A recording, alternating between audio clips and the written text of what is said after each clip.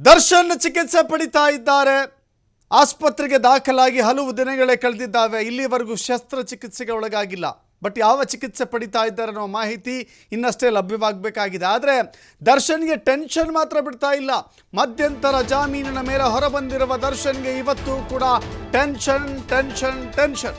ಕೆಲವೇ ಕ್ಷಣಗಳಲ್ಲಿ ರೆಗ್ಯುಲರ್ ಬೇಲ್ಗೆ ಅರ್ಜಿಯ ವಿಚಾರಣೆ ಆಗ್ತಾ ಇದೆ.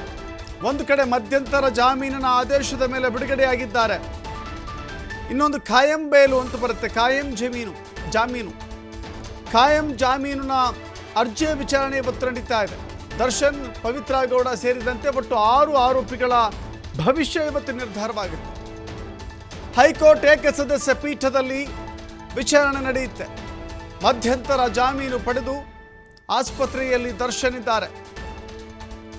ಇವತ್ತು ದರ್ಶನ್ ಮತ್ತು ಪವಿತ್ರ ಗೌಡಗೆ ಖಾಯಂ ಜಾಮೀನು ಸಿಗುತ್ತಾ ಅಂತ ಹೇಳಿ ಈಗ ಪ್ರಶ್ನೆ ಎದ್ದಿದೆ.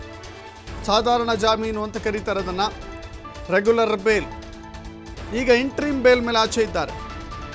ದರ್ಶನ್ ಹೇಳಿ ಕೇಳಿ ಬೆನ್ನು ನೋವಿನ ತೀವ್ರ ನೋವಿನಿಂದ ಬಳಲ್ತಾ ಇದ್ದ ಕಾರಣಕ್ಕಾಗಿ ದರ್ಶನ್ ಅವರನ್ನು ಆಸ್ಪತ್ರೆಗೆ ರವಾನೆ ಮಾಡಲಾಗಿದೆ. ಅದೇ ಕಾರಣದ ಆಧಾರದ ಮೇಲೆ ದರ್ಶನ್ಗೆ ಮಧ್ಯಂತರ ಜಾಮೀನನ್ನು ಮಂಜೂರು ಮಾಡಿದೆ ಕೋರ್ಟ್. ಮಧ್ಯಂತರ ಜಾಮೀನು ಮಂಜೂರು ಮಾಡಿದ್ದನ್ನು ರದ್ದುಗೊಳಿಸಬೇಕು ಅಂತ ಈಗಾಗಲೇ ಮೇಲ್ಮನವಿ ಹೋಗಲಿಕ್ಕೆ ಸಿದ್ಧತೆಗಳು ನಡೆದಿದ್ದಾವೆ ಒಂದು ಕಡೆಯಿಂದ. ಮತ್ತೊಂದು ಕಡೆಯಿಂದ ಜಾಮೀನು ಅಂದರೆ ಸಾಧಾರಣ ಜಾಮೀನೇನಿದೆ, ರೆಗ್ಯುಲರ್ ಜಾಮೀನೇನಿದೆ, ಆ ಜಾಮೀನು ಪಡೆದುಕೊಳ್ಳುವಂಥ ಪ್ರಯತ್ನದಲ್ಲಿ ಇವತ್ತು ಒಟ್ಟು 6 ಆರೋಪಿಗಳು ಕೋರ್ಟ್ನಲ್ಲಿ ಅರ್ಜಿಯನ್ನು ಹಾಕ್ಕೊಂಡಿದ್ರು. ಆ ಅರ್ಜಿಯ ವಿಚಾರಣೆ ಇವತ್ತು ಬರ್ತಾ ಇದೆ. ಹೀಗಾಗಿ ದರ್ಶನ್ ಮತ್ತು ಇತರೆ ಆರೋಪಿಗಳಿಗೆ ಢವಢವ ಶುರುವಾಗಿದೆ. ವಾದ ಪ್ರತಿವಾದ ಇವತ್ತು ನಡೀತಾ ಇದೆ. ಯಾವ ಆಧಾರದ ಮೇಲೆ? ಯಾಕಂತ ಹೇಳಿದರೆ ಇಡೀ ರಾಜ್ಯವೇ ಅತ್ಯಂತ ಹೆಚ್ಚು ಗಮನ ಸೆಳೆದಿರುವಂಥ ಪ್ರಕರಣ ಇದು. ಒಬ್ಬ ರಾಜ್ಯದ ಸ್ಟಾರ್ ನಟ, ಅತ್ಯಂತ ಹೆಚ್ಚು ಅಭಿಮಾನಿಗಳನ್ನು ಹೊಂದಿದ್ದಂಥ ನಟ, ಕೇವಲ ಪವಿತ್ರ ಗೌಡ ಎಂಬ ಸ್ನೇಹಿತೆ ಅಂತ ಹೇಳಬೇಕಾ ಅಥವಾ ಬೇರೆ ಹೇಳಬೇಕಾ ಗೊತ್ತಿಲ್ಲ, ಆಕೆಗಾಗಿ ಒಂದು ಕೊಲೆಯ ಪ್ರಕರಣದಲ್ಲಿ ಸಿಲುಕಿಕೊಂಡು ಜೈಲಿಗೆ ಹೋಗಿ ಜಾಮೀನನ್ನು ಪಡೆದುಕೊಂಡಿದ್ದಾರೆ ಮಧ್ಯಂತರ. ಇದರ ಮಧ್ಯೆ ಈಗಾಗಲೇ ಕೆಲವಷ್ಟು ಆರೋಪಿಗಳು ರಿಲೀಫ್ ಸಿಕ್ಕಿದೆ ಅವರಿಗೆ.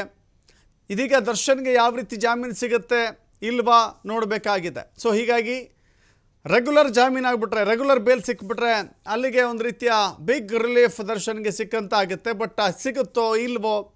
ಮಧ್ಯಂತರ ಜಾಮೀನು ಸಿಕ್ಕಿದ್ದೇ ಆರೋಗ್ಯದ ಸಮಸ್ಯೆ ಆಧಾರದ ಮೇಲೆ.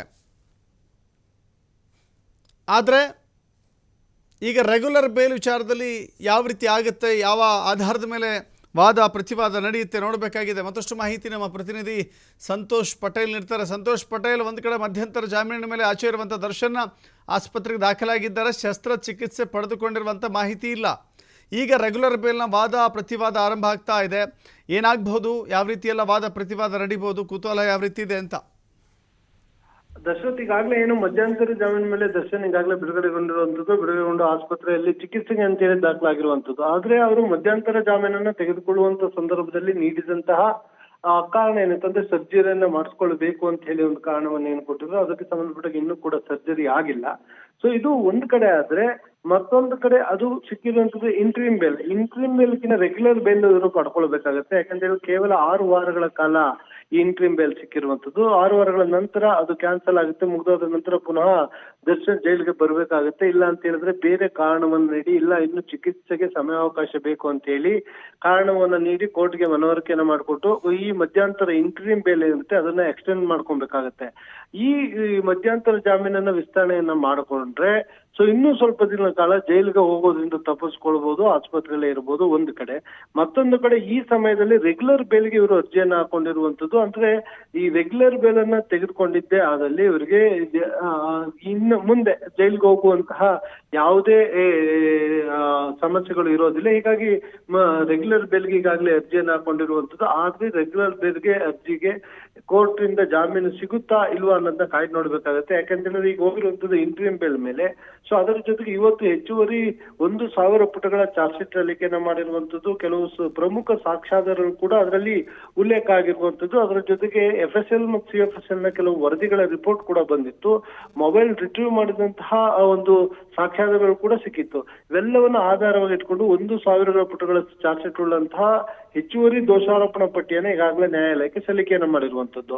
ಈ ಹಿನ್ನೆಲೆಯಲ್ಲಿ ದರ್ಶನ್ಗೆ ಮಧ್ಯಂತರ ಜಾಮೀನು ಸಿಗುತ್ತಾ ಇಲ್ವಾ ಅನ್ನೋದನ್ನ ಕಾಯ್ದು ನೋಡ್ಬೇಕಾಗುತ್ತೆ Darshan. Yes, thank you Santosh ನಿಮ್ಮಲ್ಲ ಮಾಹಿತಿಗೆ.